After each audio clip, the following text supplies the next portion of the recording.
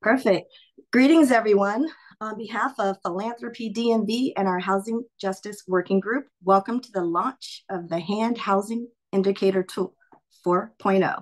So 3 years after its inaugural release, today is the unveiling for stakeholders in the philanthropic community. So at Philanthropy DMV, we work with a network of grant makers with a mission to improve philanthropic practices and dismantle barriers to solving systemic issues in our region, such as housing justice. At Philanthropy DMV, we provide information, connections, and resources to strengthen our members' knowledge and understanding of our greatest issues through working groups, affinity groups, and learning forums such as today. Where regional problems require regional solutions, members of Philanthropy DMV are focused and committed to deepening the understanding of the need and support residents of the region. So I'd like to thank HAND and Urban Institute for partnering with us today to offer this special preview of this critical tool. This platform is a dashboard for measuring progress toward meeting regional housing needs, and today's presentation and panel will help you understand what roles you can play to promote housing justice and equity through policy, funding, action, and systemic solutions. A special thanks to our panelists, two of which are nonprofit organizations and three funders who are working on the ground to solve the issue of housing instability. And they will give us further grounding on the issue in a panel after the presentation. Also, a special appreciation is Celeste James, our program leader at Philanthropy DMV, who helped to organize this entire event today. So what do we want some key takeaways to be? So from this conversation today, we hope that you'll take away a greater understanding of both the challenges and the progress in regional housing, and more specifically, ways that you can leverage your resources and influence to double down on the strategies that are working or build support for new strategies, policies, and approaches. We want today's information to be both accessible and actionable for you. From the unhoused to transitional, supportive to subsidized, teens to veterans and seniors, deeply affordable to 80% AMI. Thousands of renters are counting on us, and future homeowners as well. They want equitable access and opportunity to live, thrive, and build wealth in one of the most attractive regions in America. Again, thank you, HAND, for your role as convener, educator, and activator in the housing and nonprofit development space. And congratulations to all of you who focus on producing, preserving, protecting, and promoting affordability. So as you'll see today, the need is great, but by measure, we are making progress. I will now hand off this event by welcoming Courtney Battle, who is the Executive Director of HAND, and Taylor Phillips, who's the Director of Public Policy, and Leah Hindi, who's the Principal Research Associate from Urban Institute. They will kick us off. Thank you. Thank you, Gloria, and good morning, everyone. My name is Courtney Battle. I'm the Executive Director of HAND, and it's wonderful to be here with you today for our activation and partnership with Philanthropy DMV and our partners at Urban Institute. Before we get into our presentation, I'd like to share a bit about HAND to provide some background and context for the conversations today. We're a membership collective of over 450 organizations that share the collective goal of creating and preserving affordable housing in our region. Our members include a wide variety of professionals across the community development sector, including real estate developers, architects, banks and other lenders, resident services providers, architects. I've mentioned architects already, but just to name a few of those sectors. Throughout the year, we convene, educate, and activate our members to build their capacity, strengthen their relationships, and collaborate to agitate for more equitable outcomes in our communities. Today, you'll hear more from my colleague Taylor Phillips and Leah Hindi, one of our partners at the Urban Institute, on our primary policy and advocacy initiative, which is what we call the Housing Indicator Tool that Gloria mentioned, or HIT for short.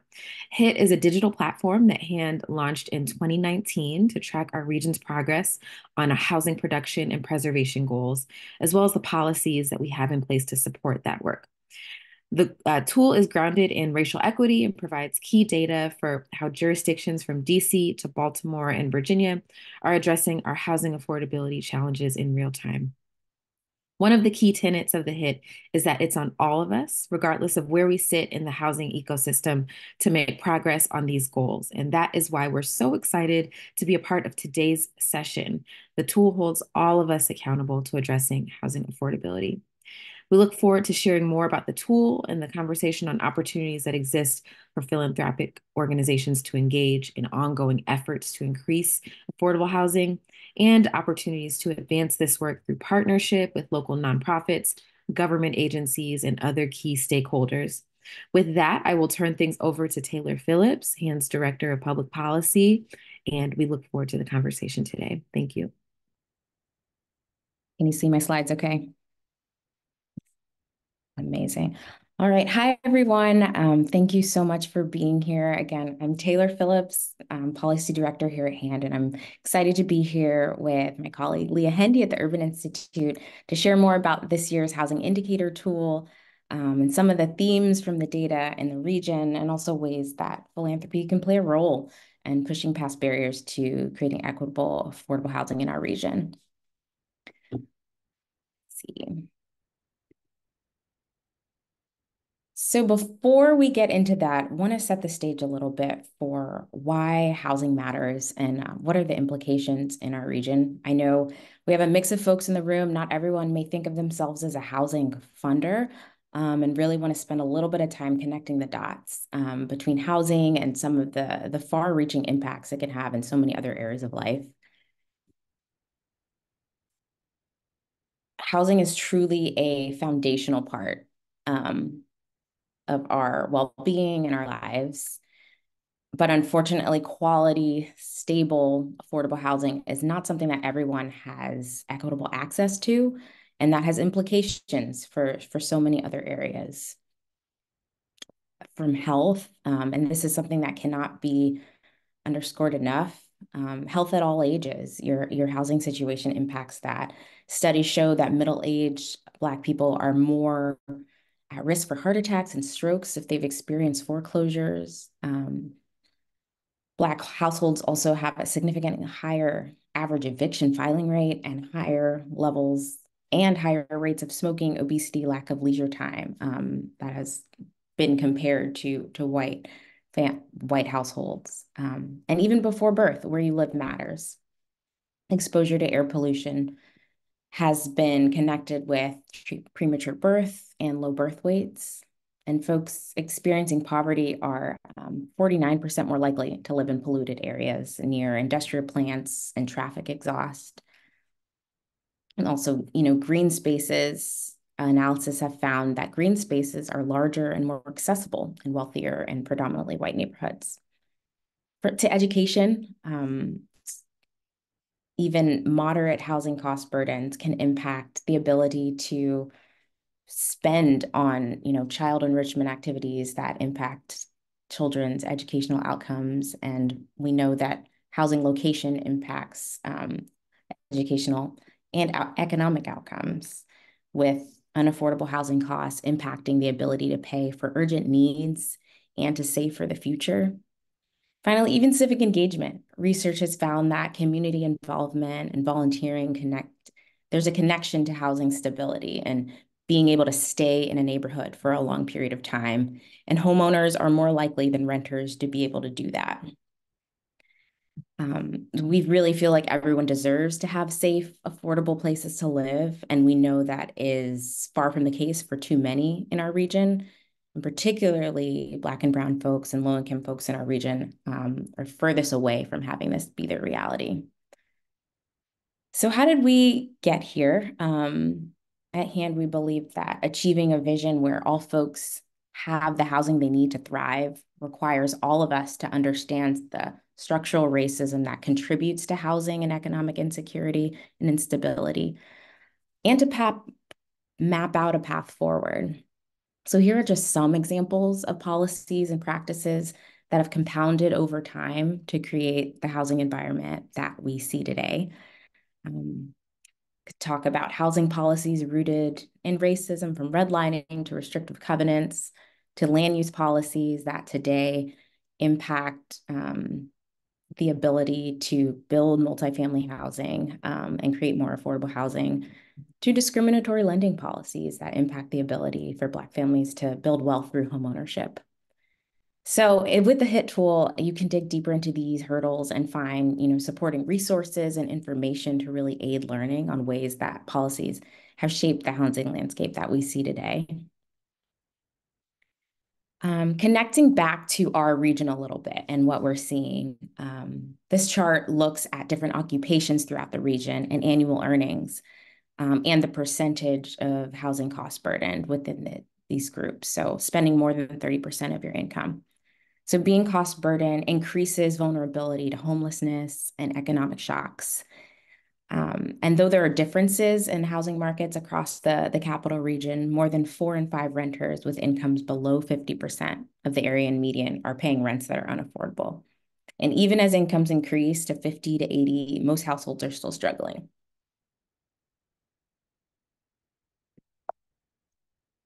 So what can be done to address this? At the HIT really takes a 3-pronged approach. So thinking about preservation, making targeted investments that preserve existing affordable housing, to production. We need more housing across the income spectrum, both to meet needs for population growth, but also to better serve existing residents.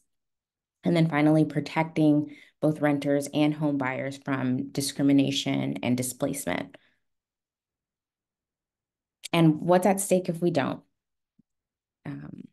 We know that a well-functioning housing market, one that meets the needs of households of all incomes, is widely understood to provide benefits for stability, health, economic mobility, all those things we talked about earlier. But in a limited housing market with few affordable vacancies, people with the lowest incomes are squeezed the most, and they have the highest risk for housing instability, which impacts quality of life. Not being able to pay rent, moving frequently, spending so much of your income on housing, all impacts physical health and well-being. And when you think about who's most likely to have lower incomes, this is a racial justice issue. And it also has impacts for the broader region, impacts diversity of workforce, who can afford to live in this area, and then also can undermine growth. So now that we've got a little bit of that connection, connecting the dots in that context, I want to hand it over to Leah to share more about where the region stands currently. Good morning, everyone. I'm Leah Hendy. I'm a Principal Research Associate at the Urban Institute. And if you're not familiar with Urban, we are a nonprofit social and economic policy research organization, and I'm on a team called Urban Greater DC, where we work with community members, local governments, nonprofits, philanthropy in the private sector to build knowledge that helps empower our partners to build on the region's assets, to confront inequities, and create a region of shared prosperity. So I'm just going to share the results of the HIT data collection efforts from the past year and a synthesis of the data we've collected over the last several years for the greater DC area. 12 of the 19 jurisdictions participating in the HIT produced fewer units in 2023 than they did in 2022, resulting in fewer units overall for both the greater DC and Baltimore areas. The city of Baltimore did not report totals this year, so there are only 4 jurisdictions in that 2023 total. The 7 jurisdictions that did increase production are the District of Columbia, the city of Rockville, Anne Arundel, Arlington, Fairfax, Howard, and Montgomery counties. And then looking at new housing units built in 2023 as a percent of the estimated annual goal. Taylor, if you go to the next slide. So this is a percent of the estimated annual goal to accommodate future housing demand. Greater DC overall produced 85% of its goal and Baltimore 36%.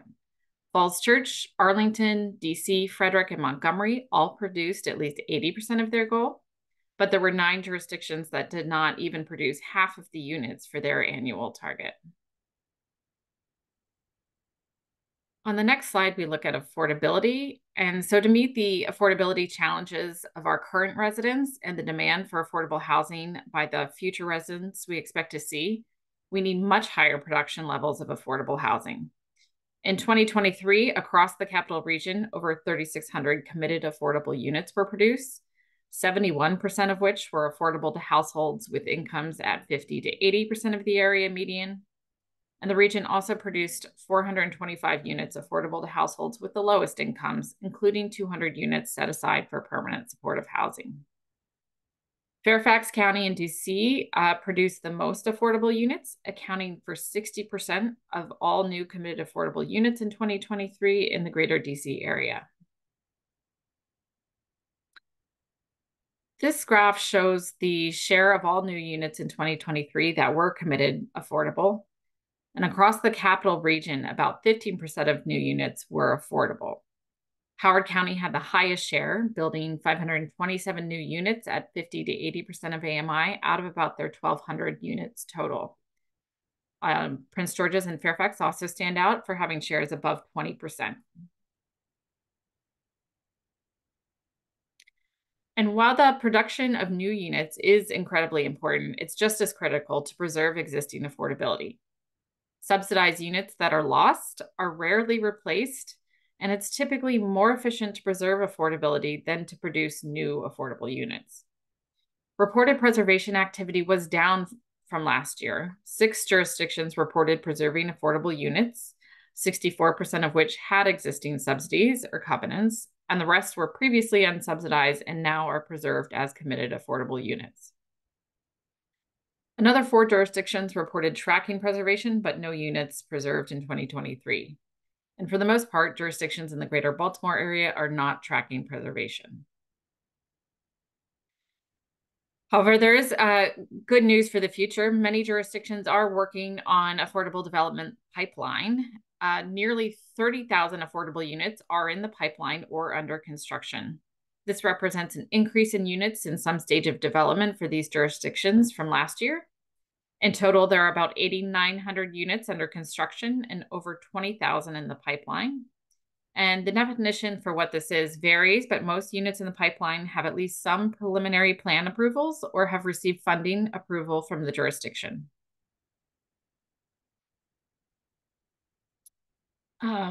And on each dashboard, we track 21 different policies for local jurisdictions because we know that addressing a regional affordable housing challenge will require a portfolio approach, and policies in all areas that Taylor mentioned earlier, preserving existing affordability, producing more housing, and protecting people from discrimination and displacement. On this table, we highlight just a few of the ones we've been tracking. For example, nearly all jurisdictions have homebuyer assistance programs.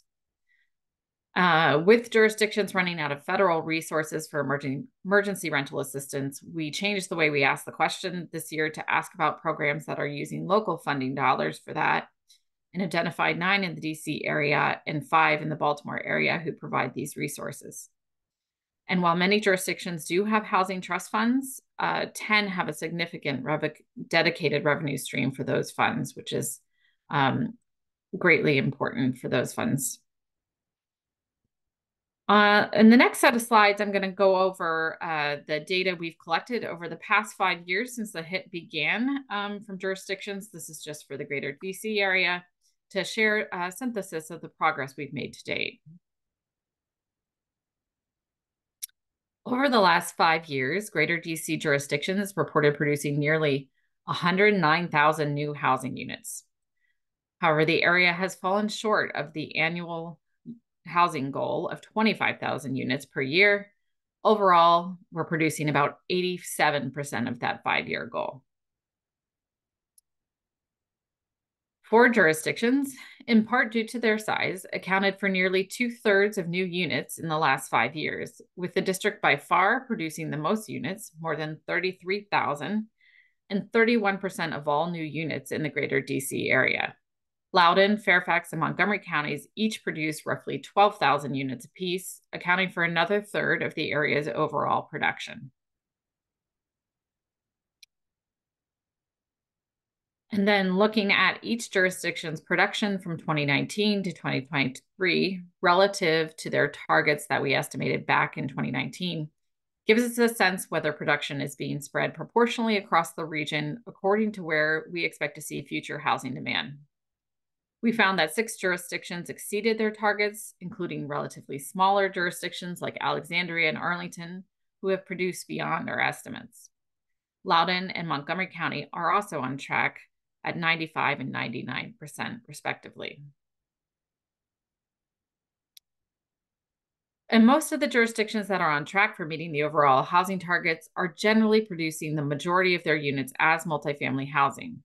Frederick and Loudoun counties, who further from the urban core, are an exception to this, as they have much lower shares of multifamily housing.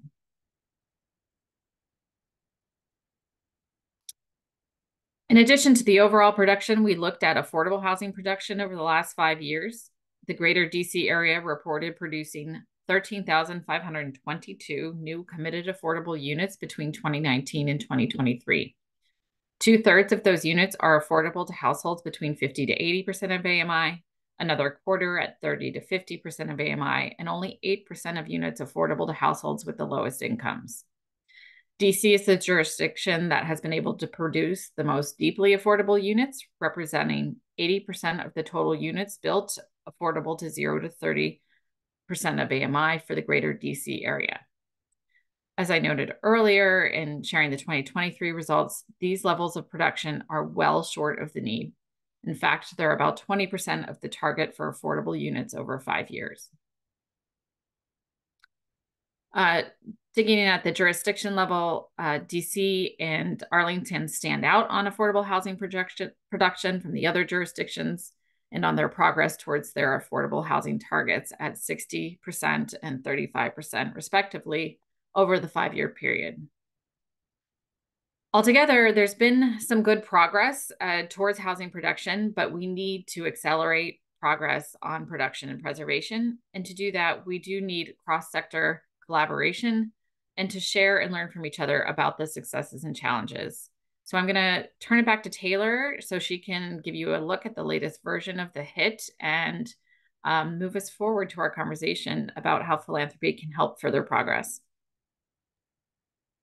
Thank you, Leah. And I will note we will have a little bit of time for questions after this presentation and then, after the panel. So feel free to put any questions you might have in the chat, and feel free to, put your video on and engage as we keep going through the session.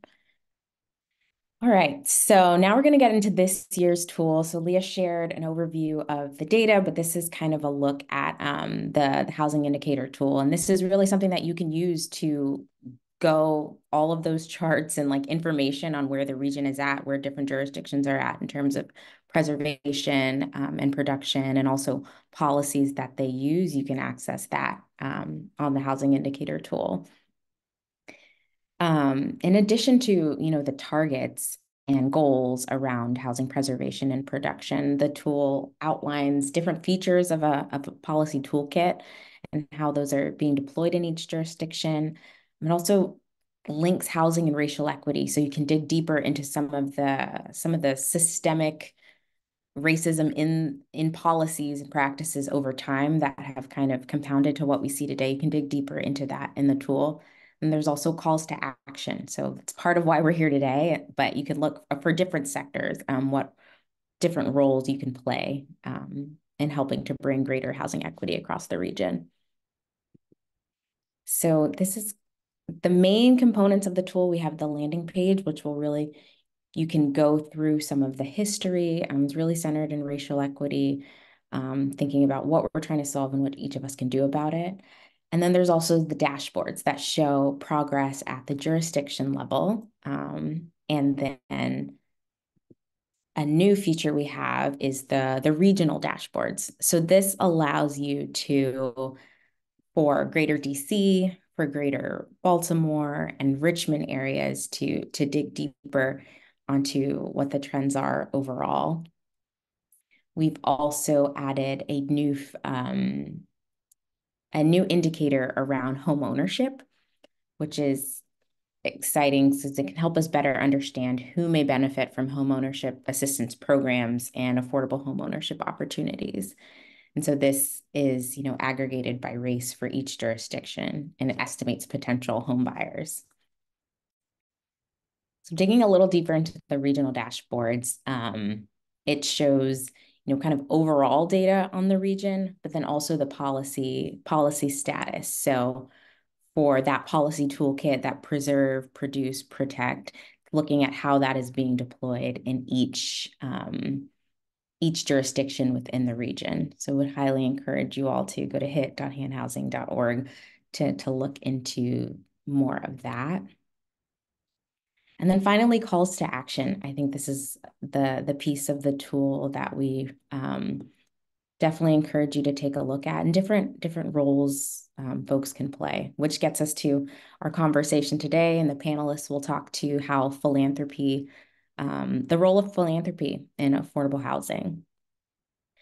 But before we get to that, just want to spend a little time discussing some of the barriers to producing and preserving affordable housing in our region. And I could think about it in financial barriers, but also policy and politics. So from on the financial side, new affordable units are difficult to produce. It's really no other way to say it. Rents are not high enough to cover all the costs. And costs can be really variable and sensitive to economic environment, like we're seeing today. So from, construction and supply costs to the cost to maintain and operate a property and make sure that it is a quality place to live, to cost of financing the development, interest rates, like as we've seen recently, that can make this really a difficult thing to overcome. Cost to acquire land, that's a huge, huge part of the equation. And then finally, limited financing sources. Oftentimes, affordable housing projects require assembling, a capital stack that has different sources and types of funding that layer together. So when one of these layers are harder to secure, for example, capping out on the allocation of bonds, which is, one means for financing affordable housing, it makes this work even harder. And on the policy side, there are government regulations and processes make a huge difference. So zoning impacts, what can be built where. The permitting process is a big one that can add time, money, years to a development project. And then also jurisdictional priorities. So what the budget looks like, what the qualified allocation plan looks like. So that kind of sets a jurisdiction's priorities on what's going to get awarded tax credits. So there's a lot of influence that those priorities can take. And then finally, NIMBYs, I think that's one, community members that are in opposition to having new affordable housing. That's a big barrier too. So in terms of the role of philanthropy, this is not an exhaustive list. And I think there are a variety of tools and approaches available. And these are just a few. Can think about direct funding and investment for affordable housing preservation and development. Can think about using influence for advocacy, leveraging relationships with policymakers, writing letters, funding research and policy analysis. And then there's also supporting local housing organizations, targeted support to center racial equity, providing grants for rental assistance, housing counseling, advocacy work. There's so many different ways to engage, and I'm excited for the panelists to dig deeper into their work and some of those opportunities, and encourage you all to ask questions as they share what they've done and ideas to consider in your own work. So with that, I will stop sharing, and we have a few minutes for questions, like running through the chat to see if there are any, but I will see if you have any questions on what Leah presented or things that I shared on the data side or the HIT tool. Now's a great time to ask or drop in the chat. Hi, this is Celeste James from Philanthropy DMB. And Leah, I do have a quick question about when you showed the slide showing that 15% of on average of new units of affordable housing. Can you give some sense of what that compares with when a city or a county is doing very well with affordable housing? What does that look like? If you know, nationally or even regionally? Yeah, I don't think I have nationally comparable numbers. It's over the last 5 years, it's been hovering around I would say from 10 to 18%. So that's what we've been seeing. I think that's probably good, actually, than what we would see in other areas. I mean, uh, the region has really focused on this issue, and I do think the housing directors and planning directors and everyone are trying to do what they can um, on the issue. So I just want to acknowledge it is really difficult to make significant progress given all the challenges that Taylor mentioned and the barriers to producing new affordable units. So it is good, but it's still not enough, is the problem. Great, thank you. Looks like Mike Schwartz has his hand raised. I think you're on mute, Mike. Sorry. Thanks. Thank you. Hi, it's Mike Schwartz with the Capers Foundation. And thank you for this webinar. It's really interesting and informative. I did go on the website that was linked to Urban, but I didn't see are these slides on that website somewhere, Leah? No, they're not. I think somebody from the HIT team could drop them in. They are on the HIT hand website. We also have new regional dashboards, I think Taylor mentioned. So a lot of the data to compare, we've summarized, we didn't used to have a regional dashboard for them. So now you can look at the greater DC region as a whole and get many of the same charts that might appear in the presentation, but we can provide both of those things. Okay, thank you. I know, Savannah, you had a question in the chat. I can dig up that exact figure for you once the panel gets started, around the 30 to 50% of AMI need that we used.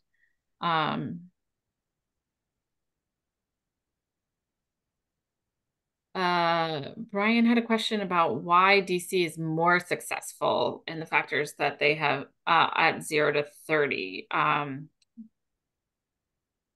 don't think we've done an exhaustive study on this. DC does have a pool of local vouchers that I think with their LRSP program that does help provide some more deeply affordable units, I think, to really, because 0 to 30, typically those units will need operational subsidies in addition to any of the other financing for affordable housing. So having those vouchers is a resource that can help bring down the affordability of those units. DC does have a lot of policy and regulatory focus on producing units further down the income spectrum. That's something we looked at in another report that I did last year that was more focused on 30 to 50, but a lot of the regulations in the Housing Production Trust Fund, for example, name specifically that they need to be producing units below 50% and even below 30% of AMI in order to access those funds. So I think it does make a difference when a jurisdiction sets explicit income priorities for their units. Yes, and Priya mentions the Housing Production Trust Fund has been really large relative to, I think, probably many jurisdictions across the country and certainly jurisdictions within the greater DC area. Although its funding level is supposed to be a lot lower in this coming year. Yeah, thank you for the questions. If there's more questions, feel free to put them in the chat. But for now, I'm going to turn it over to Stephanie Chan, the Chief Strategy Officer at Funders Together to End Homelessness, to facilitate our panel conversation today. Great, thanks so much, Taylor. And I will also invite our, my fellow panelists to turn on their cameras if they haven't already. So hi, everyone. Welcome. It's so good to be with you early on this Friday morning. As Taylor mentioned, my name is Stephanie Chan. I use she, her pronouns, and I'm the Chief Strategy Officer at Funders Together to End Homelessness. We are a national network of philanthropy that is working to advance housing justice in a world where everyone has the assurance of safe, secure, affordable, and dignified living conditions, and where people have power and agency over how and where they live. Before we dive into this panel conversation and before I ask my fellow panelists to introduce themselves, I just want to start off by acknowledging that on this entire hour and a half webinar, we have an incredible set of racially diverse nonprofit leaders on this call. And I also want to acknowledge that we could have done better ensuring that our philanthropy representatives were equally as diverse. And also generally that there is a greater need for racial diversity in the field of philanthropy as a whole. And so for all of us, as we continue to lean into our commitments to racial equity and racial justice, I hope that we continue to push for greater representation in panels, and also for funders that we also do better at centering voices of lived experience in all of our work. So with that, I want to ask our panelists to introduce themselves. I'm so grateful for the incredible leadership of all of our panelists on this call. My work at Funders Together is national, but I've called DC home for the past 15 years. And I'm always so grateful that there are people leading such incredible work locally. So for our panelists, I would love for you to introduce yourself very briefly. We'll just go down the line. If you could just share your name, your pronouns, your title and organization, and then we can get started with some really thoughtful discussion. So maybe George J., do you want to kick things off with your introductions? Sure. Thank you, Stephanie. I'm George Jones. I'm the CEO of Bread for the City. We're a nonprofit that actually is celebrating its 50th anniversary. I don't always know if that's a good thing or a bad thing. We'd love to have been out of business by now. But this is our 50th year of serving community members who are living on low incomes, primarily people of color. My pronouns are he and him. And I look forward to speaking to or being a part of this panel today. Thank you, George, and congratulations on your 50th anniversary. Priya, do you want to introduce yourself next?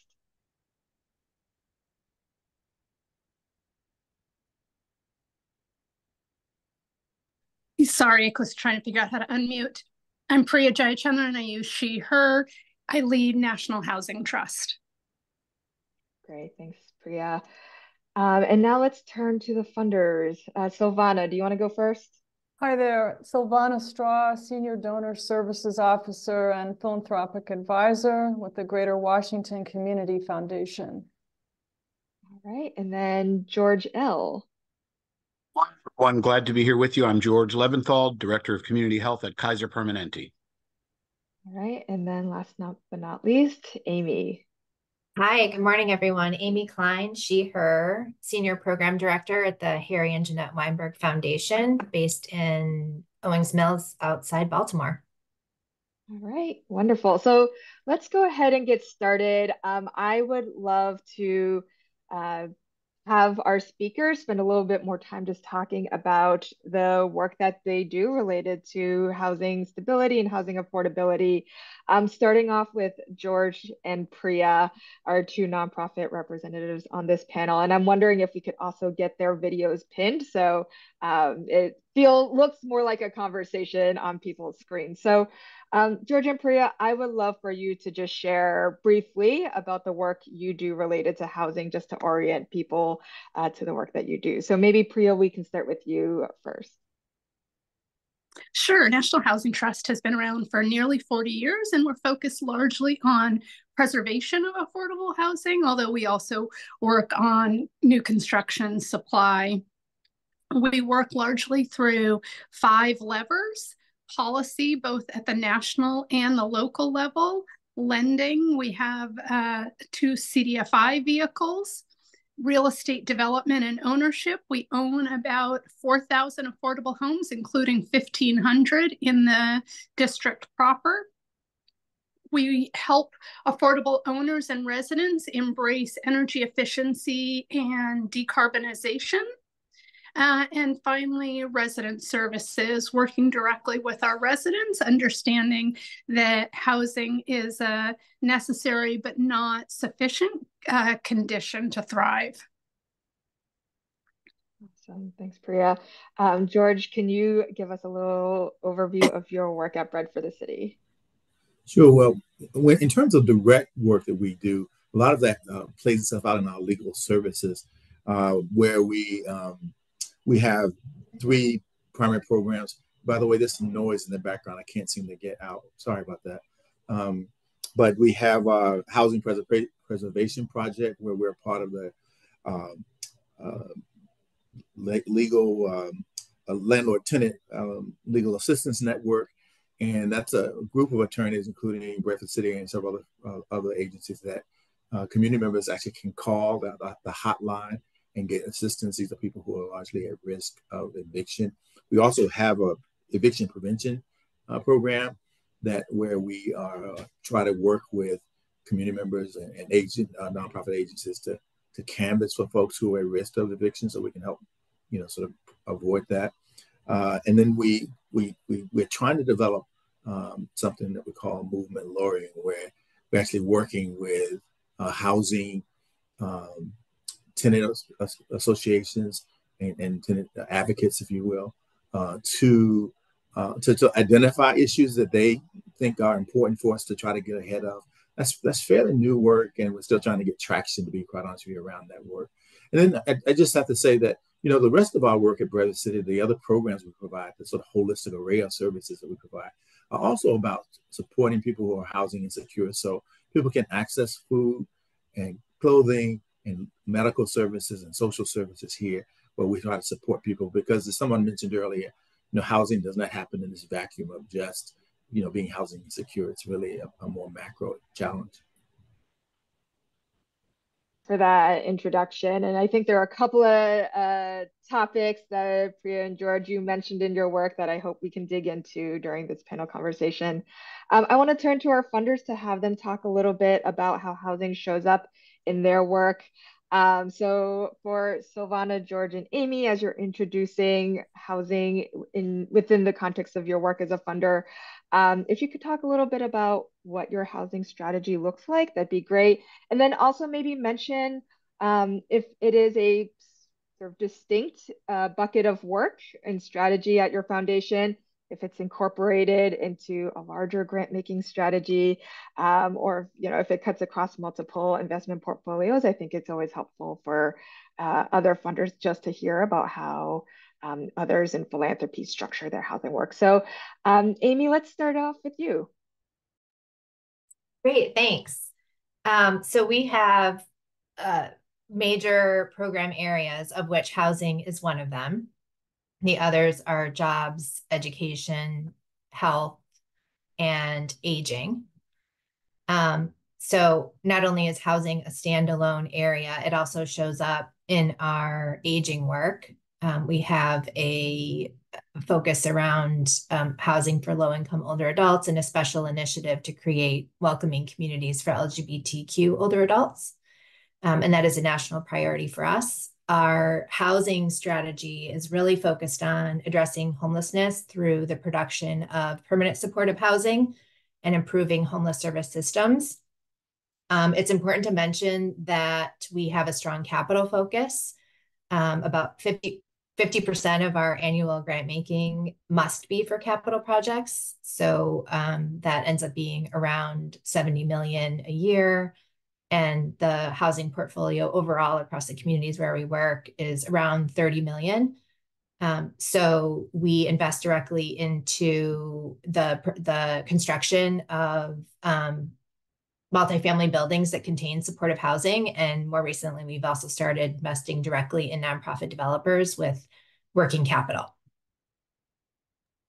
Great. I love that you were able to describe how your homelessness work also connects to housing work and that they are so deeply intertwined. George Leventhal, do you want to go next? Morning, everyone. First of all, I want to congratulate HAND for its excellent work in holding the cities and counties in our region accountable for the production of affordable housing. It's so vitally important that when elected officials make big promises, that the advocacy community holds their feet to the fire and continues to follow up on what's produced. So my company, Kaiser Permanente, and I are very, very supportive of the housing indicator tool. With respect to Kaiser Permanente's involvement in the production of affordable housing, I'm proud of the initiative that we were very involved in around the Purple Line, which is under construction, obviously, in Montgomery and Prince George's counties. And we invested $5 million in 2020 for at a very low interest rate in impact investing, which was administered by PRIA's organization, the National Housing Trust, as part of an $11 million revolving loan pool in the Purple Line corridor. Those $11 million have been fully committed now. It is anticipated that 861 homes will be the beneficiaries of what is mostly pre-development financing. In addition, out of my own budget, I was able to commit about $800,000 in a variety of relatively small grants for nonprofit housing developers and faith communities that are exploring the construction of affordable housing on their property. In the midst of all this, of course, occurred the pandemic. And so my very, very large healthcare organization's focus of necessity shifted to our basic function, which is providing healthcare to our members. And the direction we get from our national office now is more focused on public health initiatives from the philanthropy perspective, public health initiatives that are scalable, replicable, and have implications for patient care. So Kaiser Permanente still very much understands the connection between unstable housing and health. We're still very much involved in supporting organizations that address homelessness. From the standpoint of affordable housing supply, my personal work and the work of our company has moved more towards participating in coalitions like the one that Silvana staffs, the Partnership to End Homelessness in the District of Columbia. I sit on a number of committees and boards on behalf of my company to be an advocate and to assist in policy development. But I think the bottom line is that, as HAND has emphasized so effectively, from the standpoint of affordable housing production, both the scale of the capital required and the long time horizons mean that it's got to be the public sector that plays the primary role. Philanthropy can play a helpful and supportive role. And as I've described, I'm very proud of the $5 million we invested in lowest risk loans and about $800,000 we made in grants. And yet that relatively sounds like a large amount of money, really barely scratched the surface in terms of the need. And so I think if, you know, I'm not, my company is not primarily philanthropy. We're primarily in the delivery of healthcare, but I work in the philanthropy part of the company. We can be allies, we can be participants, we can assist in advancing goals, and we can make relatively small targeted investments that make a difference, but that are a relatively small piece of the overall picture. So I think philanthropy is a vital part of a broad coalition, but it's not an excuse for the public sector to get out of the business of affordable housing production. The primary role in affordable housing production has got to be federal, state, and local government. Thanks, George. And that is definitely a theme that we will dig into on this panel. You briefly mentioned the coalition work and the Partnership to End Homelessness, which Silvana runs. So I think that's a really great transition into bringing Silvana's voice into this conversation. And Silvana, if you could introduce your housing work, that'd be great. Thank you. I'm glad I got to follow George because I thought to myself this morning, what is the main message that I want to get across? And that is how critical a private sector and private philanthropy engagement and advocacy is to influence budget, resources, and policy. We must be engaged in budget advocacy and policy advocacy. There is no excuse not to be. We cannot say we cannot, our foundation or our company or I cannot as an individual engage in advocacy. The Alliance for Justice has many resources that shows us as funders, as institutions, as individuals, how we can legally, if there are issues, engage in advocacy. There are some limits for private foundations. Community foundations have more flexibility, but there are ways that private funders can engage in advocacy. And George is one of our key partners. He's on the Partnership to End Homelessness Leadership Council, as well as Mike Schwartz, and we're grateful for those who are joining us in our effort to end homelessness. So the Community Foundation has been at this in terms of investing in housing affordability and working towards the goal of ending homelessness for many years, as long as I've been there, and that will be 35 years in June. And for many years, we were a direct service funder. We still are a direct service funder. So we believe in general operating support, of course, and direct service funding for homeless service providers. However, we have diversified our strategy over the years, realizing the importance of investing in advocacy, investing in housing preservation and production, and developing and leading programmatic initiatives like the Partnership to End Homelessness being one. We also co-convene the DC Eviction Prevention Group, which is a cross-sector group that's been meeting for the past 3 years after the White House Summit on eviction prevention to try to sustain funding for emergency rental assistance, which is like the fire department. And right now there are being, drastic cuts being proposed for the emergency rental assistance program in DC, which will lead to more homelessness on top of the already 12% increase in homelessness. But back to how we invest. So we are a community foundation that has many different types of funds, about 800. We have $500 million in assets, and we are investing in every which way we can. So our fund holders are investing in nonprofits, direct service, investing in advocacy nonprofits, and also investing in preservation and production. We're also doing impact investing. We have a partnership with the Enterprise Community Loan Fund and have helped to create over 500 homes in the region, a good percentage being 0 to 30 MFI units. We are doing impact investing through Jubilee Housings, supporting Jubilee Housings Justice Housing Partnership Fund. And they acquired and are developing 4 new buildings in Columbia Heights, which will provide deeply affordable housing. We are making grants to support nonprofit advocacy organizations like Empower DC, Fair Budget Coalition, DC Fiscal Policy Institute, Miriam's Kitchen, because these are our partners in advocacy, and we follow their lead. We are informed and aligned with what they are telling us community needs. And we are currently engaged. We wrote a letter to the mayor about the FY25 budget and our deep concern about the cuts to housing and homelessness resources. And we are more concerned now than ever.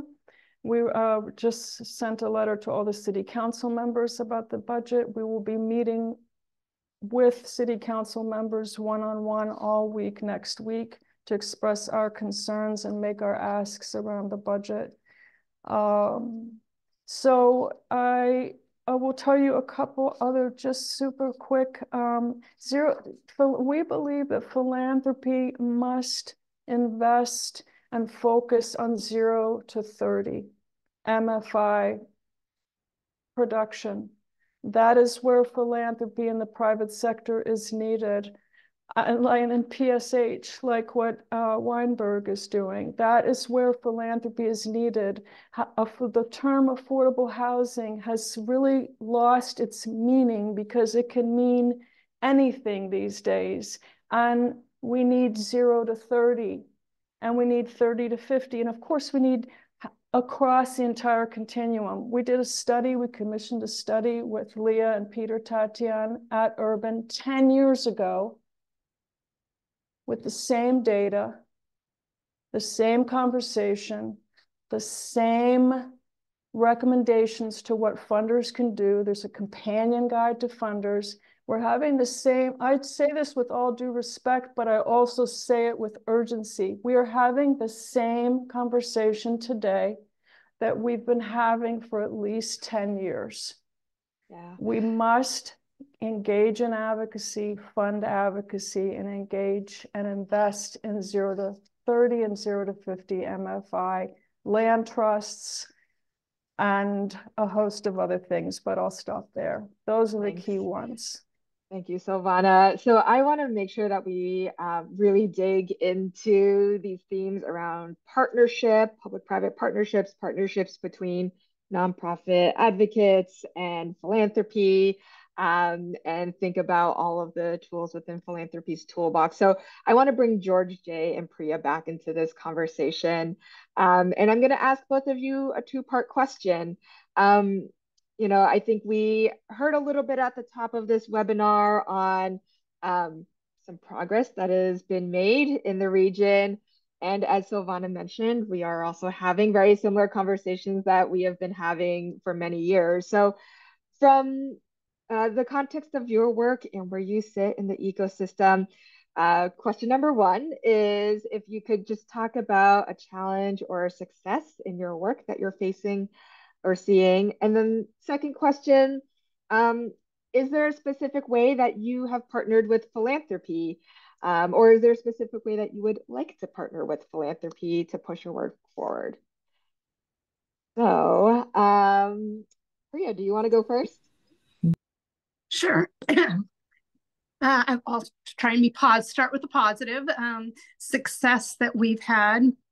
The Inflation Reduction Act, which the president signed now almost 2 years ago, includes a lot of resources for energy efficiency and decarbonization, including some set-asides for low-income communities.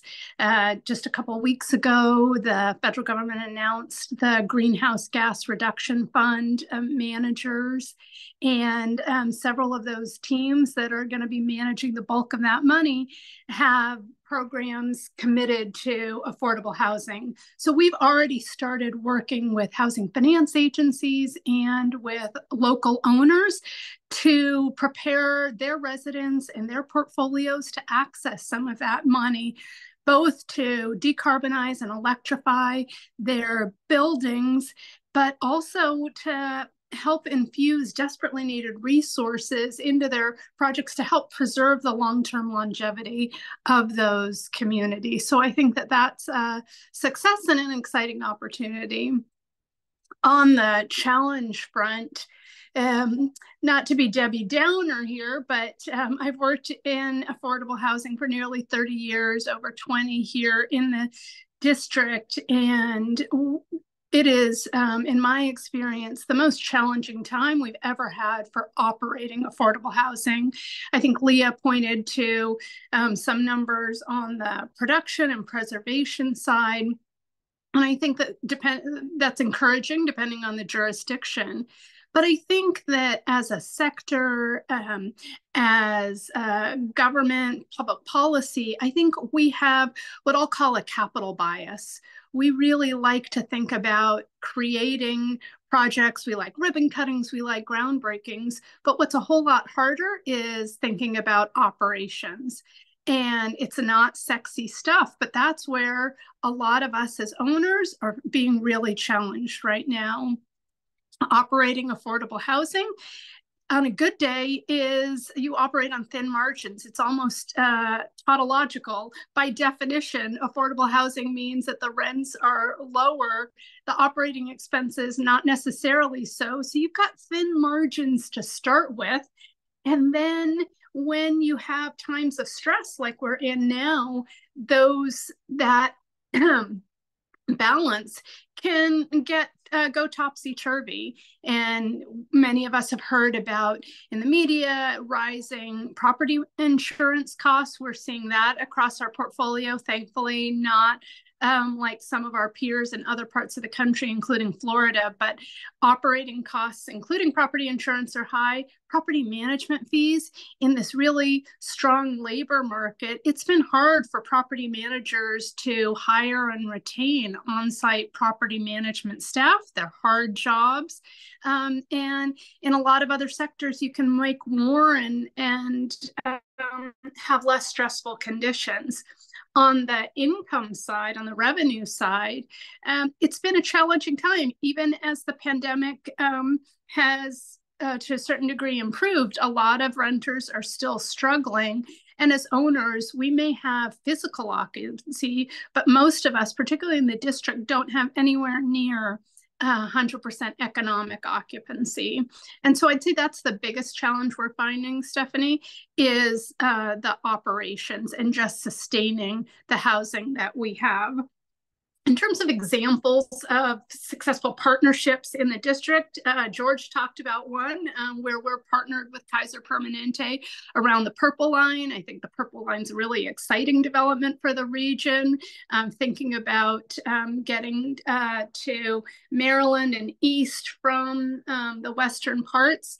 But there is really a risk of gentrification and displacement for residents who've lived along that corridor. And what we're trying to do with a number of partners, including folks at Enterprise and University of Maryland, are actively try and preserve housing along that corridor before you see spiking property valuations and potential turnover of those assets to market rate. A couple other examples, we're partnered with JP Morgan Chase to think about electrifying and decarbonizing some of the affordable housing stock in the district. Partnered with Chan Zuckerberg Initiative on an initiative a few years ago to test direct cash assistance to residents in a couple of our properties and to see what direct cash assistance on top of assistance from the government that typically flows to an owner could do.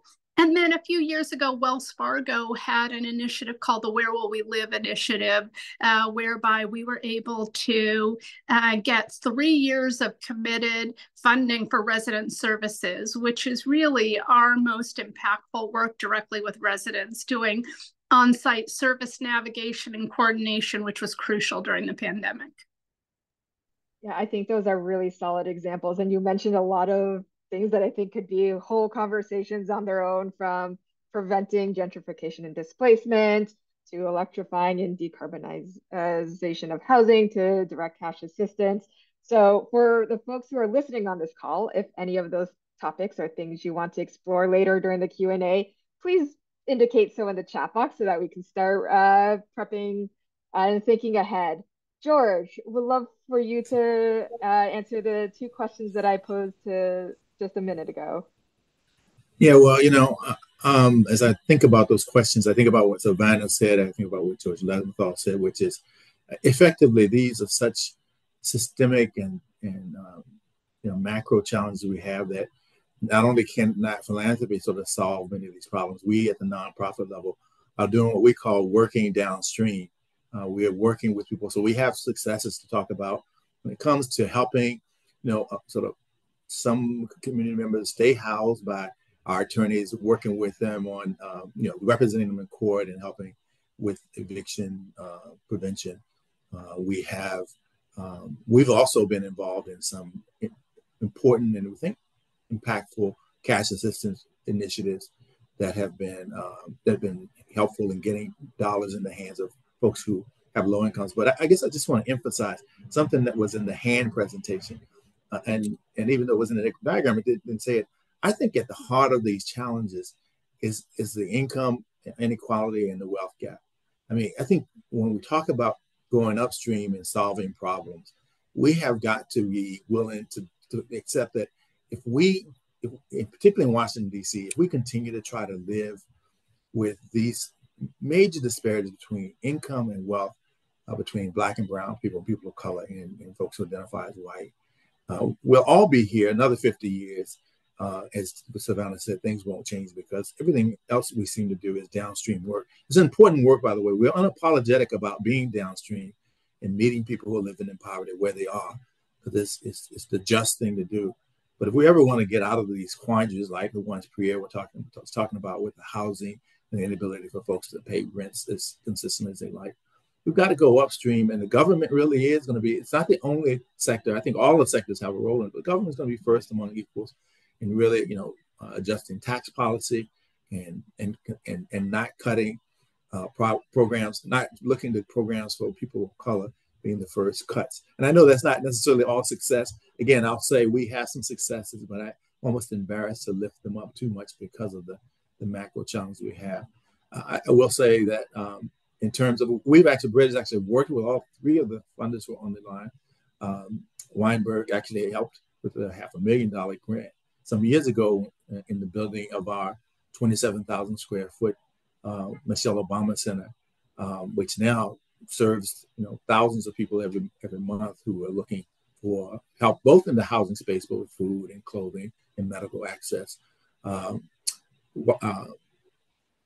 Kaiser has been really helpful actually in some of the systems reform work we try to do around supporting our anti-racism work here at BRED, both the training we do internally for our staff and our board, but also the work we try to do organizing community members around what it means to sort of advance social justice in a way that's anti-racist. And then, of course, we've worked with the Community Foundation and Savannah for not all 35 years she's been around, but for virtually all of those, we've worked with the foundation and more recently in the Health Equity Fund that they've provided funding to Bedford City for.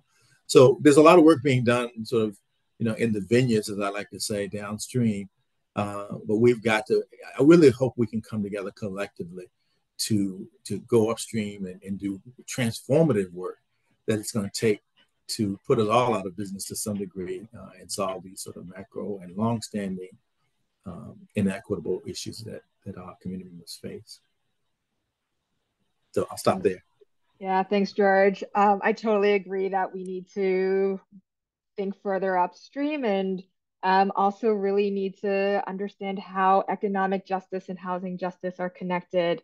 I think you mentioned, the racial wealth gap and, not wanting to see the same issues in 50 years. And I think there's a report out there that says, if we do nothing, if we don't put any policies in place to try and close the racial wealth gap and do absolutely nothing, it's going to take something like 297 years to close that gap on its own.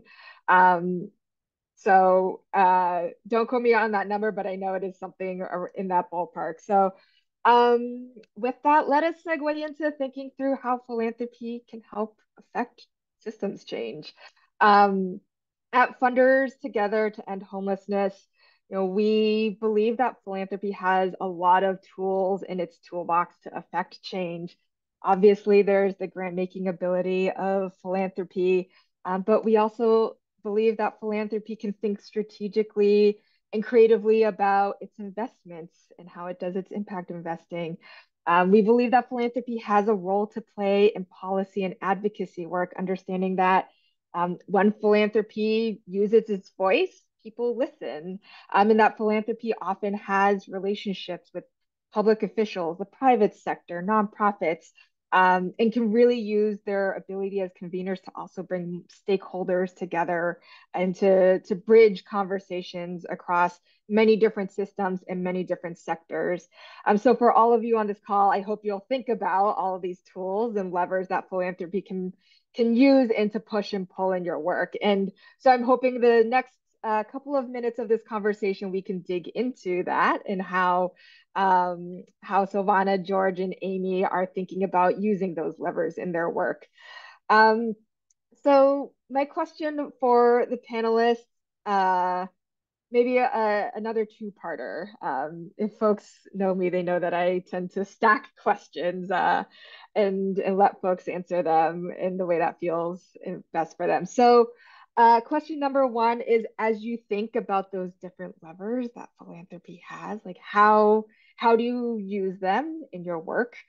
And then a second question is if any of those levers are connected to how you're leaning into public-private partnerships. I think maybe it would be good to thread those two things together. So I don't know who wants to chime in first. I can start. Thanks, So we are primarily a direct service and capital funder, as I mentioned, and we agree it's very important to develop these partnerships, to be present in conversations that will lead to policy change.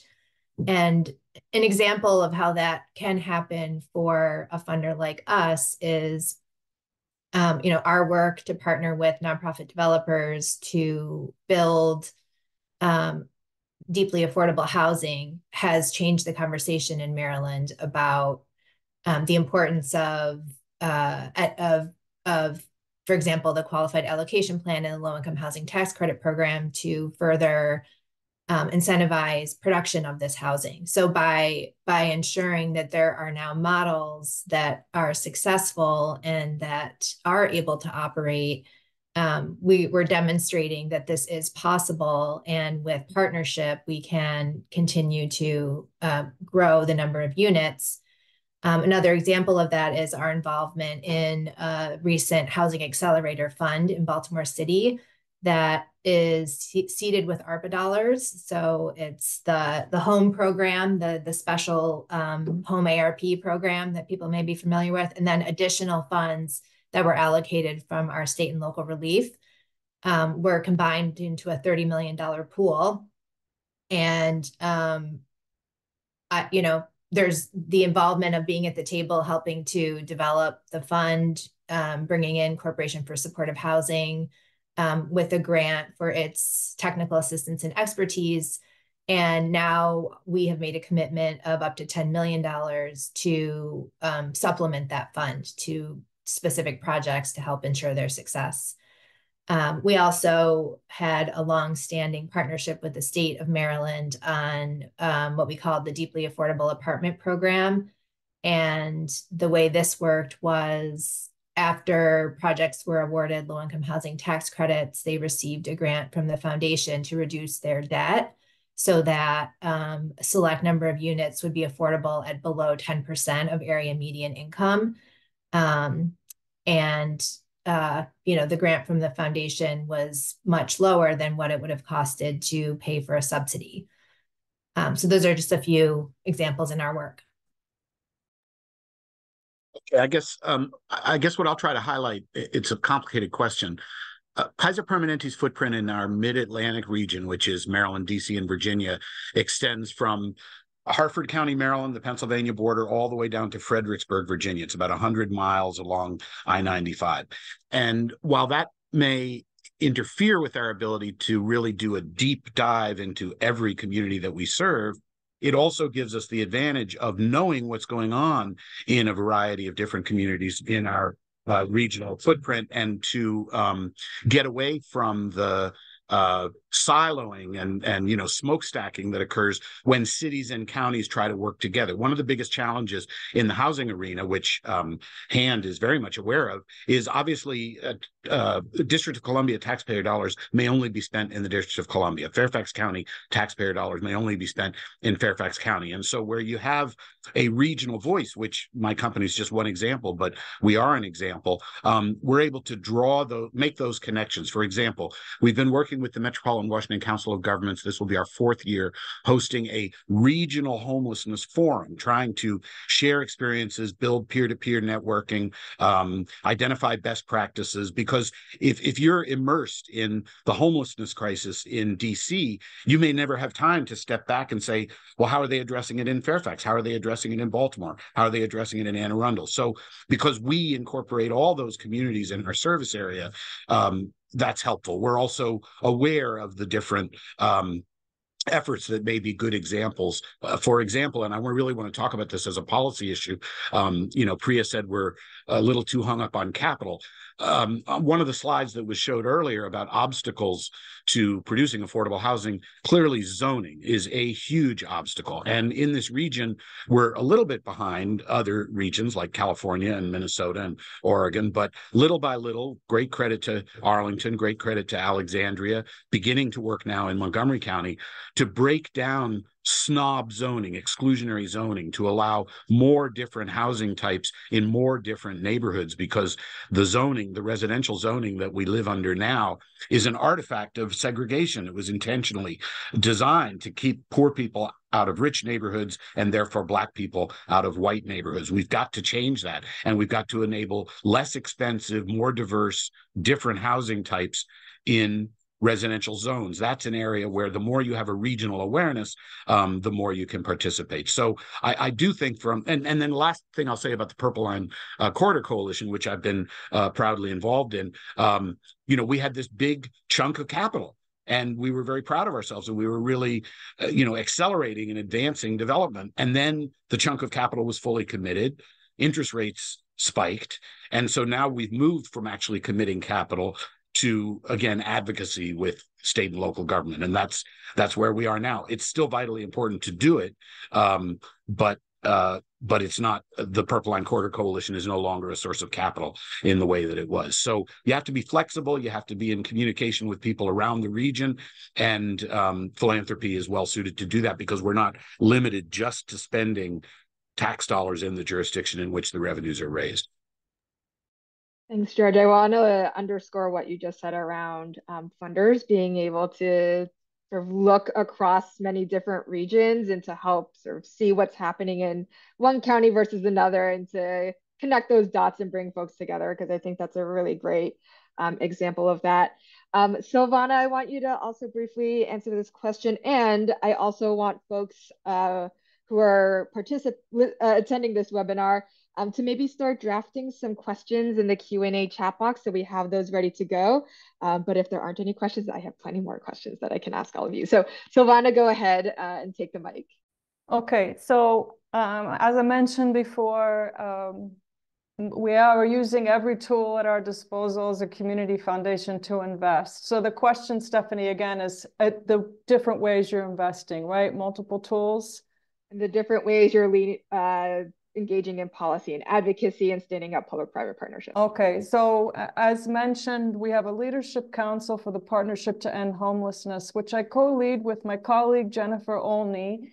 And our leadership council is engaged with us in advocacy, in writing letters to the mayor, to the city council, in meeting with city council members around budget advocacy specifically. We're also involved in investing in nonprofit partners to do budget and policy advocacy. I'm so glad you brought up zoning and this race-based zoning that was struck down by the Supreme Court in 1917, but the racist land use and zoning policies continue. One of our nonprofit, our community partners, Empower DC, and of course, George, our partners have been really working hard to deal with this exclusionary zoning issues, and we need to reform historically exclusionary codes, and we need community land trusts, we need community-owned buildings and land, we need housing co-ops owned by residents. We're investing in all these things through impact investing, through direct grants from our many different funds. Our donors are investing in nonprofit services and nonprofit advocacy. They're co-investing with us in the impact notes, like I mentioned, Enterprise, Community Loan Fund, and Jubilee Housing's Justice Partnership Fund. We've leveraged and aligned over 18 million through grants and impact investments in the past 5 years. We've granted nearly 3 million to support nonprofits working in advocacy and capacity building and systems reform. We're focused on deeply affordable housing production, 0 to 30.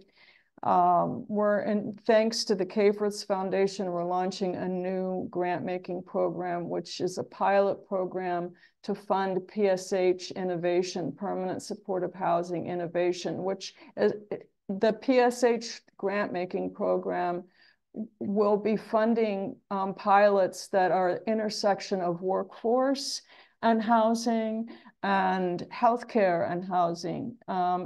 We are taking the recommendations from our national partner CSH and also DCFPI's study on ending chronic homelessness that came out last year. And we are going to fund, make grants to fund some of those solutions that were shared in DCFPI's report and the work that CSH is recommending given their experience in the PSH space. One thing that I didn't say that is probably where my heart and mind is most of the day is in addition to collaborating more closely with each other as funders and as nonprofit partners and advocates, we have to walk the talk and we have to collaborate with people with lived experience. And every panel and event that the Community Foundation has, we are committed to sharing the table and the mic with people with lived experience. And this is critical, and not only in terms of educational events, but it is critical in terms of shared decision-making.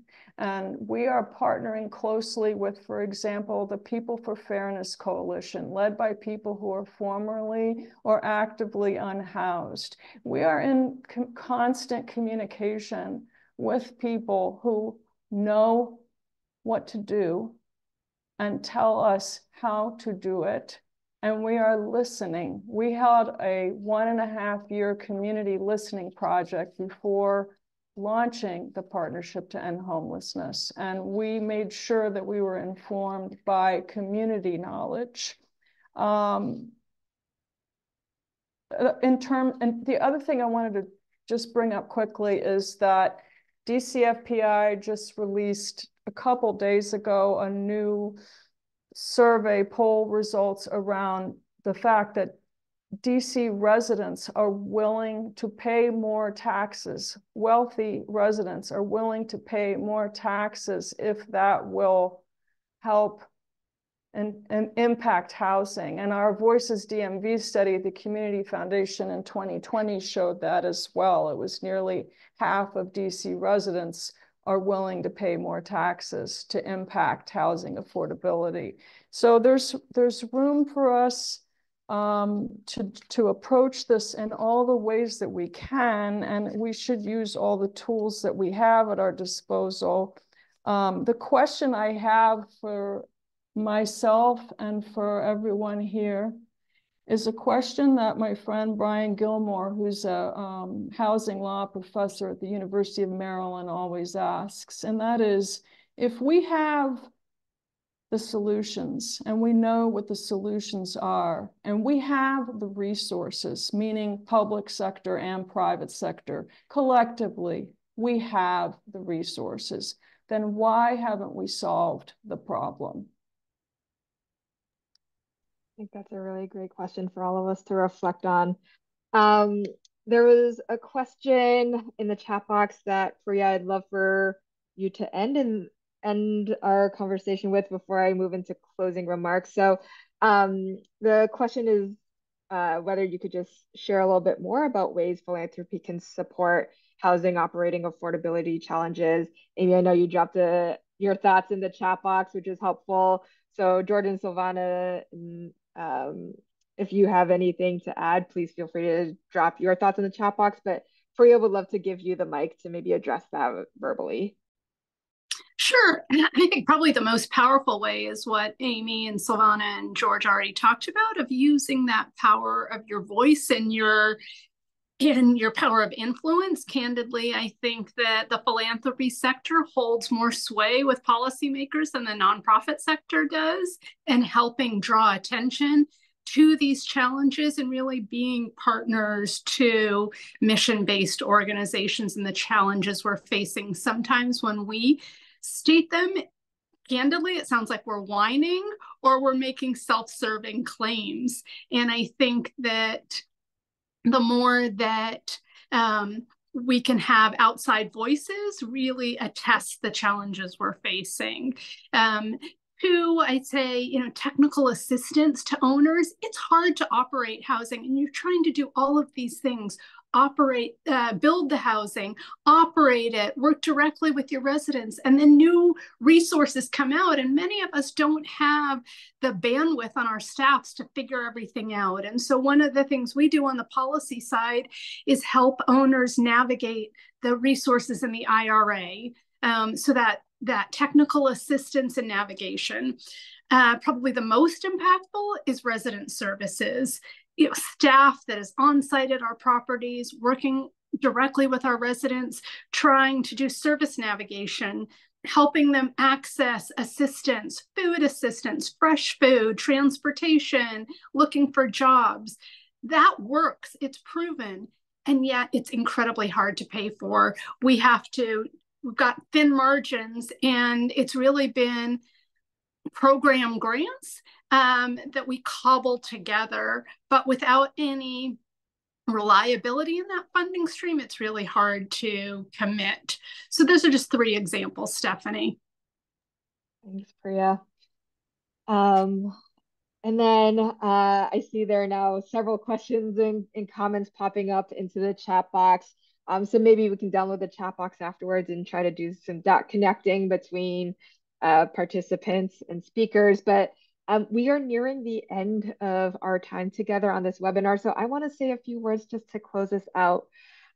First is that whether or not you consider yourself to be a housing funder, there is room for you in this work.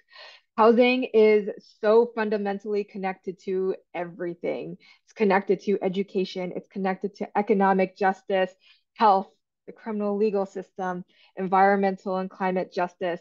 And so if you fund in any of those areas, encourage you to think about the connection between all of these systems.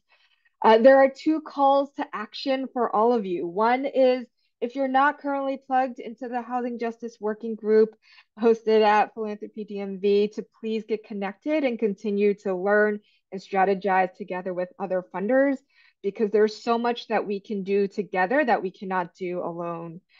And then secondly, I want to encourage all of you to think about how housing justice, which goes beyond just solving for existing disparities, to consider how we transform systems entirely so that people have agency and power to make real decisions and aren't presented with false choices about where they live and what they need to thrive. Is the affordable housing that we've been talking about connected to people's communities and the resources and infrastructure that they need in order to be successful? Do people have the ability to make choices over the type of housing that they're being offered and where they live, as opposed to just being pushed out to further and further out from the communities where they grew up and where they feel deeply connected to? And I also want to encourage all of us to think about how we can collectively reorient our society's relationship to housing so that it is truly a basic need and a right, and to think about what that means for the policy changes that we want to see. So with that, we are now at the end of our time. I want to thank our panelists, George Leventhal, George Jones, Priya, Silvana, and Amy, for being on this call and for sharing such really rich examples with the audience on this webinar. I continue to be inspired by your work, and I'm so grateful that we have you as leaders and advocates in our community. And also want to thank all of you on this call for spending 90 minutes of your Friday morning with us, and hope you have a wonderful rest of your day and weekend. Stephanie, thank you for your leadership and the Funders Together to End Homelessness, and Amanda for standing in front of the Supreme Court. Thank you, Silvana. Thank you. Thanks, everyone. Take care, everyone. Thank you, everyone. Bye-bye.